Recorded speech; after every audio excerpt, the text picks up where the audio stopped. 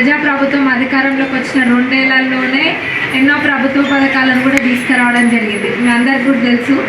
ఉచిత బస్సు ప్రయాణమే కానివ్వండి, 200 యూనిట్ల కరెంటు ఫ్రీ, ఆరోగ్యశ్రీ పరిమితిని 5 లక్షల నుంచి 10 లక్షలకు పెంచడము, సన్న బియ్యము, రేషన్ కార్డులు, ఇంద్రమ్మ ఇల్లు 2వ విడత వస్తుంది. మళ్ళీ ఏప్రిల్ మేలో 2వ విడత కూడా వస్తుంది. ఇంకా 3వ విడత కూడా ఇవన్నీ కూడా అర్హులైన ప్రతి పేదవాళ్ళకు వస్తాయి. వీటితో పాటుగా పెన్షన్లు కూడా 2-3 నెలల అవి కూడా వస్తాయి.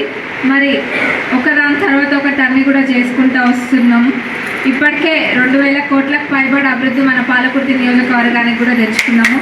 మరి ఆడబిడ్డలకైతే వడ్డీ లేని రుణాలు లెక్కలేనని వస్తున్నాయి. ఇంకా ఇవన్నీ జరుగుతూ ఉన్నాయి ప్రభుత్వ పథకాలు.